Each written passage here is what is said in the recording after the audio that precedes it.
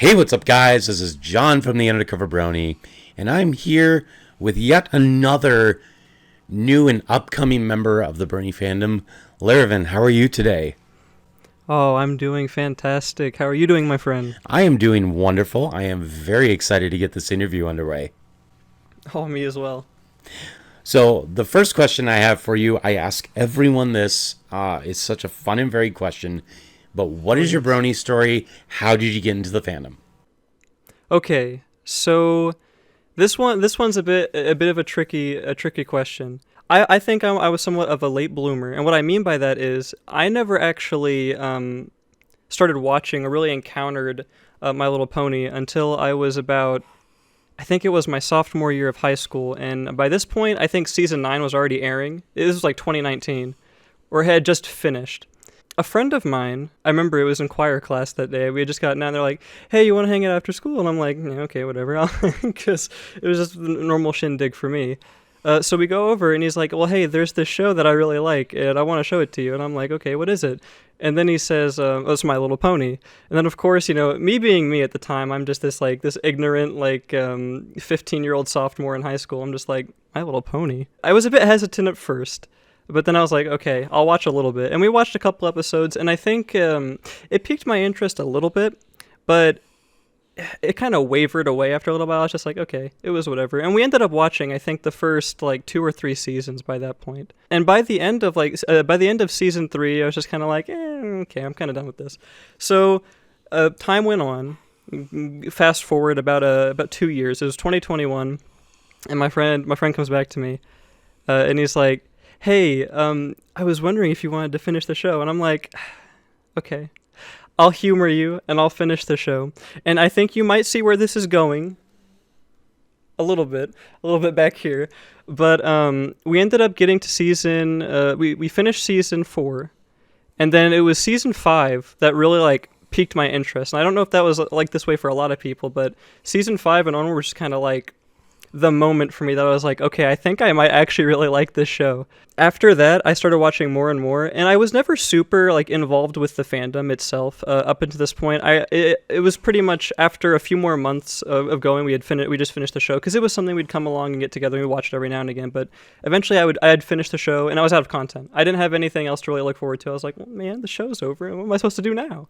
And then just like the golden ray of light, it came down from the heavens, and I realized, oh wait, people upload content on YouTube. And that's when I actually started watching a lot of the different YouTubers. This had to have at least been early 2022. Like I said, I'm a relatively late bloomer, so I've not been around as long as I'm sure a lot of other people you've had on have been. I started watching content. I think some of the first people I started watching, for me, because a friend recommended them to me, it was Ambazar. I don't know if you've heard of them or seen any of their content, but yeah, I really love Ambazar's content because it is it's kind of unique. I don't really get to see there's not a whole giant influx of live actions-esque content in the fandom, so I thought that was just one that I gravitated to. But yeah, I kind of just got engulfed in all of the community, and I was just starting to get super invested. And now I'm here where I am today, and I am sitting here in my room with far too much money's worth of of merchandise. Well, I will tell you this, no harm, no foul in being a late bloomer. I've been in the fandom for well over a decade, but I understand everyone comes in at a different time. It's always very interesting to see the progression of things. In fact, when I first started looking at it, I was actually kind of a hater. Oh, yes. I would find out my friends were bronies, and I'm like, what are you doing? This is weird. Right. And then eventually, when I finally watched the show, I was just like, what am I watching? This is not a normal kid's show. Exactly. That's I agree with you there completely. That was pretty much the same feeling that I had. And this was even back in 2019, even when I only had watched the first 3 seasons, because it wasn't that show that I just immediately put away into the shelf. I was always still kind of lingering on that in my mind because I was like, man, I really just sat there for the first 3 seasons. I was having it was a good time. I enjoyed it. And then, like I said, when I got to those later seasons, it was just straight tunnel vision from there, just consuming every little form of media and content I could. And there was that point in my life, like I said, where I was a bit ignorant, but I'm very happy that I was able to get past that and get to the point where I am now, because this community and this show and just everybody, it's just fantastic. Absolutely. The fandom is, the show is what got me here, but the fandom is what keeps me going. It's just so much fun. So what equipment do you use for recording and editing? So I use a couple different softwares. I use the wonderful Adobe Premiere set of products. So I use Adobe Premiere. That's for my main bulk video editing. I do a little bit of motion graphics through Adobe's After Effects utility as well. And all of my thumbnails I always make through Photoshop. In terms of some of the other stuff I do, I actually I don't do any of my own audio mixing. I have a friend, Sapphire Sistrain. They do fantastic sound design work. They worked on the sound design for Minty Root's Missing Out animation. Oh, really? Yes, Sapphire Sistrain did all of the mixing and audio work for that animation, and he does all of the audio and mixing for my videos. So the crisp voice you hear in all of my wonderful videos are done by him. That is very cool. I mean, just that knowledge is very interesting because, that Minty Root video specifically, it's so crisp and so well done, especially from an audio point of view. And that's very unique that you have that talented of an individual helping you out with that audio. There is a lot of talented people that have helped me get to where I'm even at now. Like I said, Sapphire has been fantastic in helping me with all the audio work that I need. He helps me get some sounds whenever I need certain things. And another, a fantastic artist that does a lot of work on my channel, their name is Astral Blues, and all of the stilts that you see in my videos of the OCs, they do all of the drawing, they do all of the art. I commission them to do a lot of the different stuff, and it is fantastic getting to work with so many different people with all sorts of crazy abilities that I'm just able to mesh together to make a really cool product. And I have to say that's another thing I really love about the Brony fandom is the fact that you have this sense of community and you're able to utilize that community to your advantage. Oh, absolutely. 100% there. With your videos, you go into very unique topics, topics that some people would find useless, others would be like, it's a little weird, but I'll follow along with it. What drives your inspiration to have those different topics of your videos? Yeah, so of course I have I don't have a whole lot of content out yet. My channel did only start about a month and a half ago. But my main objective when I go into the video creating process is I want to make something that nobody else has made. I want to make something unique that doesn't feel like a reused or overdone analysis video or a theory video. I feel like 100 different people could talk about, what's going to happen in the next part of Generation 5, or what's going to way back when people were still doing the G4 theories before Season 8 and 9 and all those other seasons came out. For me, I try to delve into just the most obscure topics that I can think of, stuff that people wouldn't normally think about, and then I just kind of go with it from there. So one of the biggest things I get my inspiration from is I'll literally just rewatch certain episodes from the show that I think were funny, and I'll just take a small piece of that, and I'll write it down in a Google document. I'll just put my thoughts down on it and get it going, and that's how we end up with videos like, how expensive is Princess Celestia's crown? It's a random topic, it's obscure. My personal favorite one to edit that I still love the most is the hay burger. How many calories are in a hay burger video? That one was so stupid to make, but it's just the little stuff like that I feel like provides more content to the community. That's something that's not really been done before. Because my biggest thing, the reason why I even started this channel is I wanted to give something back to the fandom that has really helped and shaped my life. And I wanted to try to give that back in a big way. And this is my way of kind of going about that. For sure. So is there some sort of process that you follow during the production of your videos that help grow and realize those ideas? A lot of it, I have a few people that I speak with on a semi-regular basis. I'll kind of run through a couple ideas with them, and I'll say, hey, I've got this idea for a video. I'm trying to figure out if it would be a video that people would enjoy, because obviously, despite my topics being really obscure, I don't want it to be something that would be like a 1 or 2 minute video. I try to keep my videos at least a little lengthy, anywhere from 3 to 8 minutes, or a little longer if I can. The process for me is really just watching the content, or just thinking of some funny ideas. I'll brainstorm it with a couple of my crew that I have that I speak with, and then from there it's pretty straightforward. All of my videos are done by script, so I usually spend about a full day or a day and a half. It just depends on how long it is. I'll spend that time just writing on a full-on a script for the video. I'll go back and I'll refine it, and then from there, I'll do all the audio work. I'll record everything, and then I'll send it over to Saf. He'll send it back to me, and then that starts the actual editing process of the video. So with you having those individuals that you talk with and kind of bounce ideas off of, even though your channel is still fairly new, as you mentioned, about a month and a half, have you come across any ideas that haven't panned out yet? Okay, so there has been not necessarily like a full-on idea that I've written down that hasn't come to fruition. There has been a few problems here and there in the process whenever I was going through some of my videos. For example, I think one of the biggest problems I had, and this was particularly with the most recent video, this is How Expensive is Princess Celestia's Crown. In that video, I was having some of the hardest time doing the research for that video, just because of how in-depth or how certain I wanted to try to be about the topic that I was getting into, like having to research the average circumference of a horse's head to help use that to figure out the radius, to use that math. It was just a whole bunch of a headache, and I think it was probably one of the longest times I've had to spend so far editing something. I think the research at least took about 15 hours in total. I spent multiple days just researching everything, trying to make sure it was accurate, because I try to be accurate as I can be in here. But in terms of like content that just haven't come to fruition, nothing necessarily yet. It's really just been the small little hiccups that I've had in transit for the videos. For sure.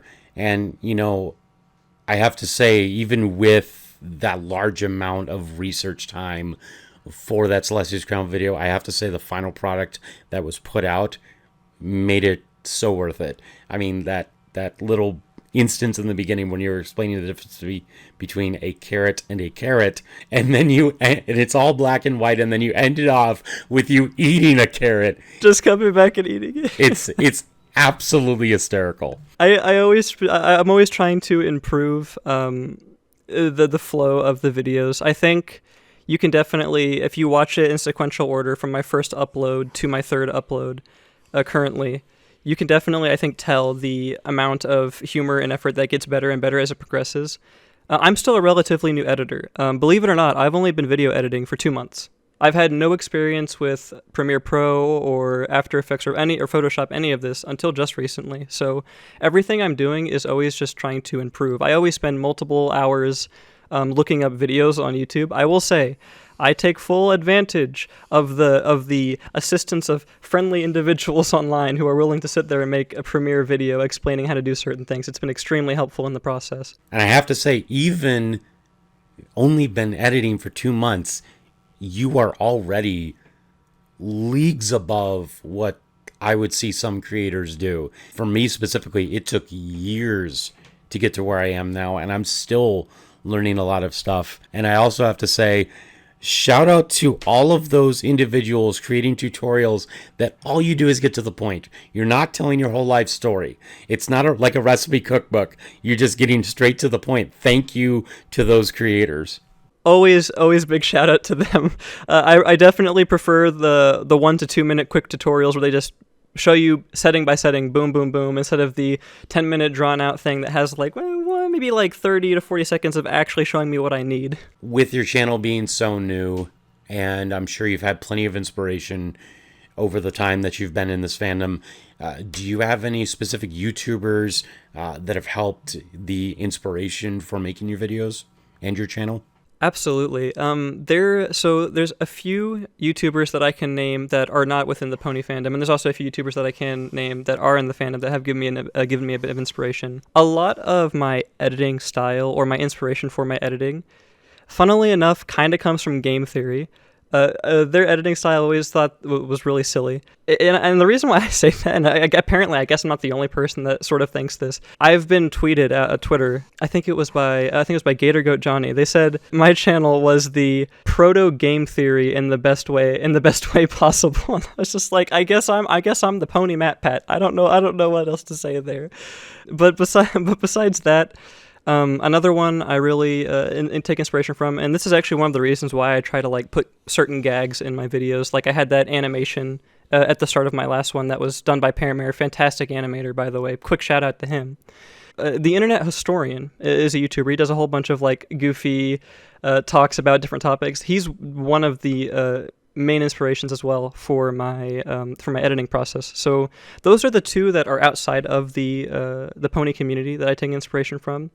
Inside the pony community, Little Shy, I love the way he flows his content. The Cinemare Sins are always hilarious. I think he has had plenty of time to perfect that craft, and he has done it extremely well. And then, of course, I'm very happy to see that he still keeps the Top 10 Pony Videos series alive, which surprisingly, I have appeared on 2 times now. So I'll take everything I can get. And I mean that again, that's another thing I love about the community is even someone that's not very well known can just be skyrocketed no matter what it is, in the most unusual of ways a lot of times. And I will say that I love that you mentioned GatorGoat Johnny, because I remember I was on Twitter couple of weeks back and they were basically saying like, be prepared to have another lame video coming out in the next couple of days, and I was just like, and I'll be sitting there happily watching it, thank you.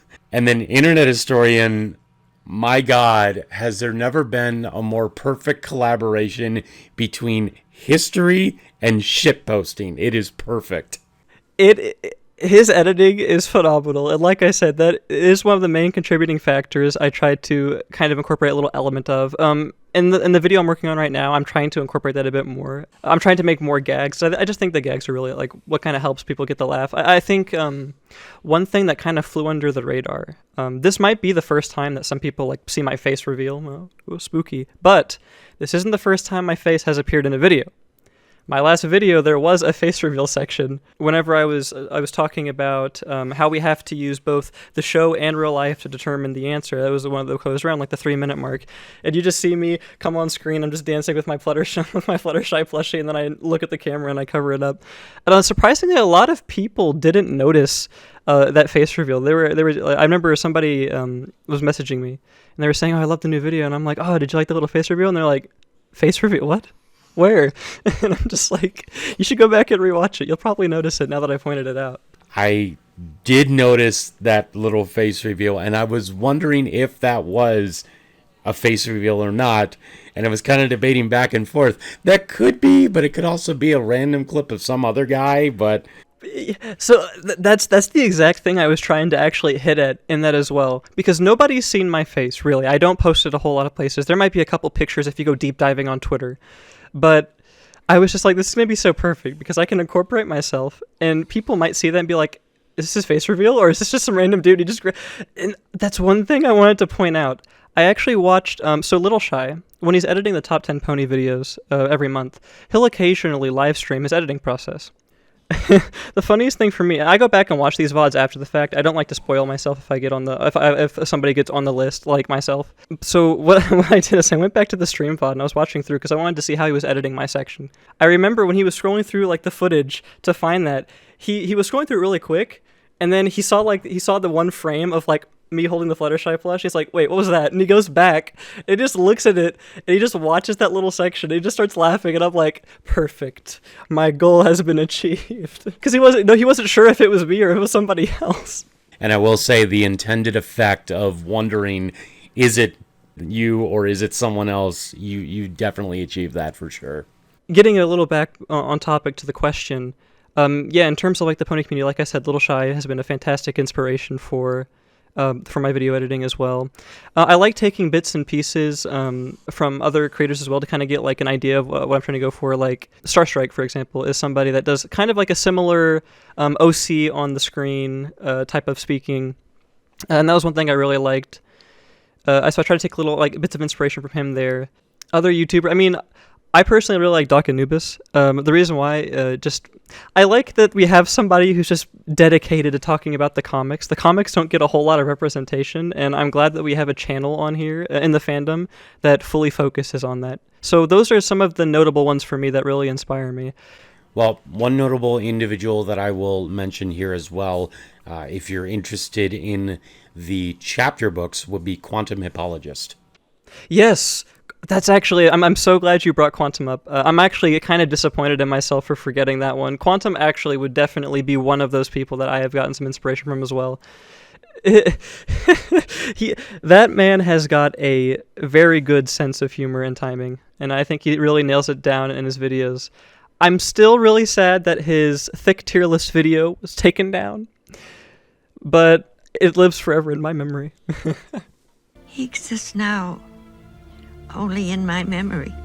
Can you possibly, I know you've been talking a lot about future videos, could you possibly give us a little bit of a sneak peek? Okay, in terms of like sneakage peekage, I try to keep it a little bit down low, but I can make a tiny bit of an exception, I think, here, since this is a little bit of a special occasion. All I can say, to give like a little idea, a little taste, and I actually have it right down here, hold on. My next video may or may not incorporate the usage of a special controller. Nothing like the old-fashioned Donkey Kong bongos. I am very intrigued. And you heard it here first, folks. The new sneak peek of the new Lerovun video. You saw it right here on the Undercover Brony. Absolutely. This is the next one to come out. I've been extremely excited to share this one with everybody. This is actually the 1K sub special that I'm going to be putting out. So this is going to be extremely fun. I think everybody is going to have a little bit of a laugh with this one. This editing process is going to take a little while, so it's probably going to be out sometime later at the end of this month. I have a soft goal. I don't post like a schedule publicly because I don't want to get people's expectations. But my soft goal is I always try to get one video out a month, because just the amount of effort that has to go into all of this stuff just takes me a long time on top of a full-time job that I work already. So it's a lot of just juggling stuff around. But I am really excited for this one, and I hope you guys like bongos. Again, you heard it here first, right here on the Undercover Brony. Next video is going to include Donkey Konga bongos, so get ready for that. Moving gears a little bit, your OC, I have to say, is very adorable. Absolutely love the turtleneck. Can you go through the creation of your OC and how that came about? So my creation of my OC kind of stems a little bit from a previous OC that I have. It was my very first OC that I made. This was back, I think, in maybe early 2021. It was kind of when I was getting back into the show and back into the fandom around that time. And the OC was named Tender Breeze. It was a female Pegasus pony who did like astrology, or she liked looking out at the stars and also doing weather prediction. And then a little time passed by, and I was like, I really like this OC. I haven't really done much with them. I want to kind of rebrand a little bit. I want to spice it up. I want to get myself a nice stallion pony OC. So, Tender Breeze, which still exists, just became the canonical sister of my current OC, Solstick Breeze, and that's the OC that you guys all see in the videos currently. The creation process behind that was kind of just like, I went to Astro Blues. She's the one that helped me make that OC. She does a lot of my art. Very grateful to her for always being there to help me out. I was like, hey, I have this OC. I don't really use it a whole lot, but I don't want to get rid of it. But I want to still have an OC that kind of looks sort of similar in the sense. And they're like, well, why don't we just like make it like a brother-sister thing? And I'm like, perfect, because I love baby blue. That's why his coat is baby blue. That's just my favorite color. He also takes a lot of inspiration. You might get this once I say it, but he takes a lot of inspiration from Sunburst. With the goatee, and he has a little bit of a stripe that goes down, and of course his little white foot beans that he has. So that was like one of the inspirations behind that character. Because Sunburst is one of my favorite characters. Definitely tied number one with Fluttershy. Those two are fighting neck and neck right now. I'm having that internal battle of who I like more. The other inspirations for that OC are just, I really love sweaters. I don't have it on me right now, but I do have an orange sweater that's the exact same orange sweater. The one that my pony OC wears. Same thing with the glasses. If you notice, he has orange framed or yellow framed glasses. I have yellow framed glasses as well. It's basically just me, but ponified. That's the best way I could put it. It's just everything about me put into a pony. His cutie mark is about the passage, it's about the passage of time. His actual lore, I suppose, is that he's like a historian in Equestria. He records all of the history that goes on, and it's just his hobby. That goes hand in hand with me. I really like history, but more specifically, I really like how time works. One of my favorite tropes in any like magic or superpower setting is the ability of time magic or time manipulation. I don't know why, I've just always been fascinated with it. So that's why when you look at my OC, that's why he has the little hourglass surrounded by the sun. Well, a couple things that I can glean from that. First of all, I can definitely understand now why season 5 was the big season that got you hooked, especially with that finale. The other thing that I can glean is I definitely see what you mean about basing your OC off of Sunburst. I can definitely tell from the design of the OC that it is very much like Sunburst. But one other thing is, I don't know if you are a fan of the Legend of Zelda series or not. Oh, I love The Legend of Zelda. Okay. When I first saw Sunburst, he immediately reminded me of Shad from Twilight Princess. I don't want to say yes or no. Maybe a little bit. But I don't want to say yes or no. But maybe a little bit. Like I said, I pretty much went with a lot of stuff that I really enjoy. So you can definitely kind of see the mesh of all my favorite things just kind of slapped into one pony. And I'm glad. I've always loved, this is probably like my favorite pony design. I'm biased, of course, because it's my pony, but I love ponies with clothing. I think it's really cute. I'm really happy I was able to get this amalgamation turned into a relatively pleasant character.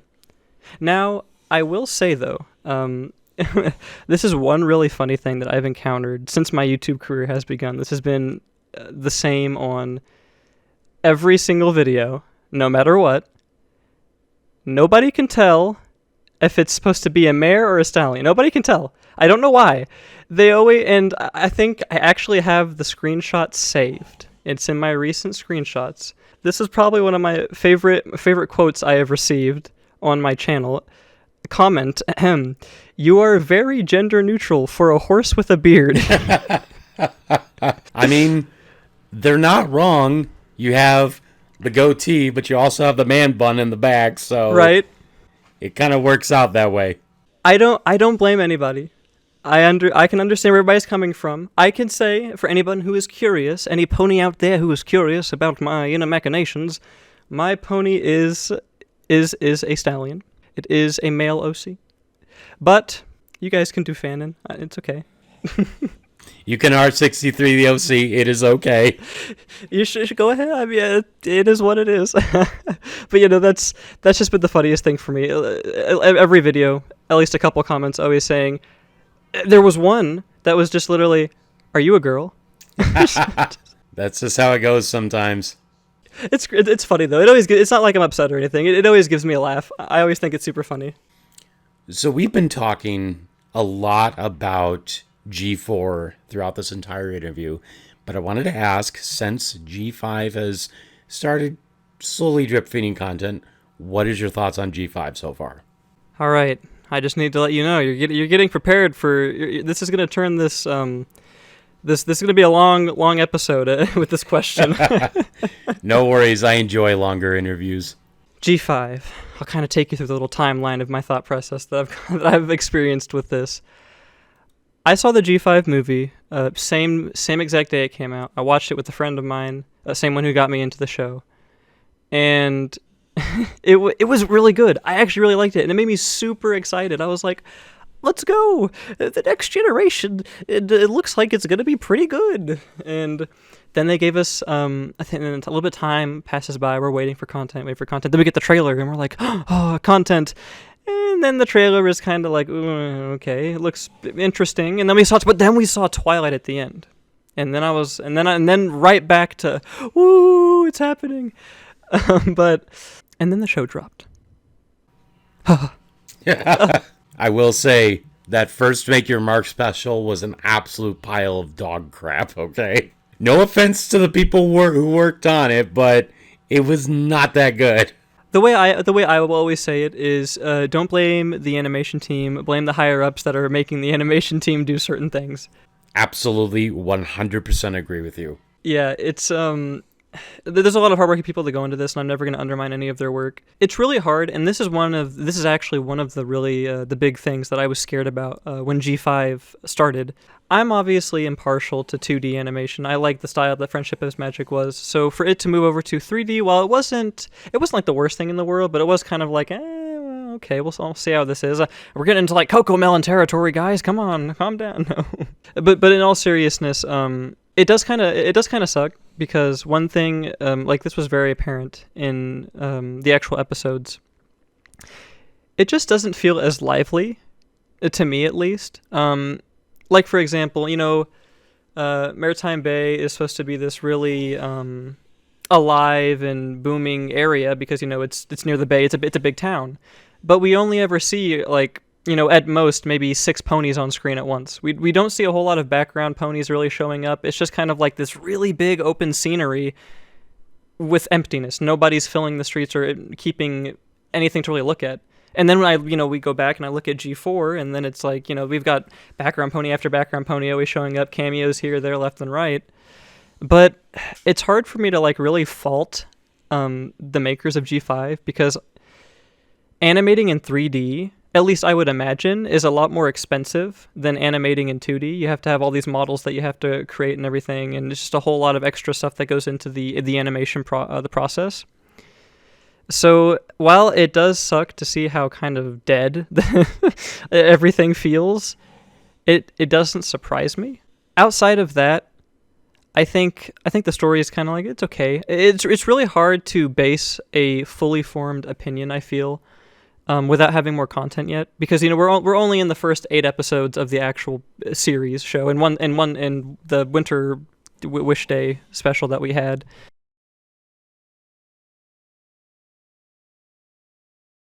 And who knows? Maybe the next chapter is gonna knock everybody's socks off. We're gonna be like, we were wrong. G5, all praise. That would be wonderful. That would be wonderful to have. But I don't know. I'll really have to hold my breath with that. Now, in terms of Tell Your Tale, I'm also 50-50 on this one, because it's the 2D animation, and I'm like, whew, I like that. It kind of feels a little familiar. I kind of like the designs are, but it looks cool. And I think I watched Tell Your Tale, at least up to like episode like 18 or 19, and then I just kind of stopped. It kind of just dropped off for me after that. I was just kind of like, eh. Because one thing I really am not a big fan of is feeling that the story has to go forward at a certain time. You don't really have enough time to get like emotionally attached to the problem that's going on. In 20 minutes in Friendship is Magic, you can it's a lot easier for them to lay out their story because they have so much time to do it. And Tell Your Tale, you're getting 4 to 5 minute episodes that they have to speed through the story, which will most of the time sacrifice quality or really heartfelt moments in favor of just getting to start to finish. And it doesn't, and I mean, that's one of the reasons why I really don't have any memorable moments that I could really remember from Tell Your Tale like I could with other forms of media. Well, I will say I'm still slightly optimistic. Over time, like I said, that first Make Your Mark special was absolute garbage, but it's been getting slowly better, not too much, but it's enough to the point to keep me at least somewhat invested, especially with the character of Misty. She is such a treasure. I'm really still holding out hope that this is going to turn out something akin to Star Wars: The Clone Wars, where it started out very rough around the edges, but it grew into something that was actually really good by the end. And I'm really hoping that G5 can take a similar sort of path where it's not great now, but it's going to ascend to more and more greatness the longer it goes on. I'm 100% with you there. Don't get it twisted. Despite everything I say, I am still very optimistic about Generation 5. The last thing I would want would be for this show or anything like it to get canceled. I try to remain, because like here's the thing.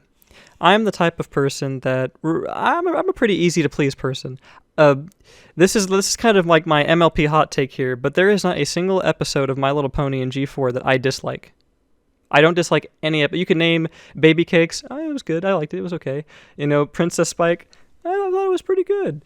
All of these controversial episodes that some people are just like bottom of the bin. Not your local Lero. Your local Lero loves every episode equally. Unless they have Sunburst or Fluttershy. Then I like them a little more. Then it's a top 10, holy crap, yes, this is a great sort of episode. That's pretty much how I am. A lot of people hate the dragon-based episodes that were in G4. I liked them. I thought they were funny. I thought they were great too. I know that when I was doing reviews of G4, the episodes that me and my partner disliked tended to be episodes that people actually liked, and episodes we liked tend to be ones that everyone disliked. So, especially, I'll give you a couple examples. 2 of them were from season 4, and the first one was when we talked about Three's a Crowd. We did not care for that episode. It was unfortunate because it was wasted potential. You had Discord in there, and they didn't do enough with them outside of the song to make us care. But the fan reaction to that episode tended to be fairly positive. Not great in any regard, but fairly positive. Whereas when we go a little bit later to Rainbow Falls, everyone could not stand that episode. They were just like, it's so many inconsistencies, it's horrible. But then we're just like, they already gave the explanation. What more do you want? Right there, exactly. Yeah, I can understand where you're coming from with that. That's extremely funny. I think that's always I think that's one of the fun questions when like people are talking with me or just with anybody in general. It's just like, so insert episode I hate here, and I'm just sitting here like, oh yeah, I like that one.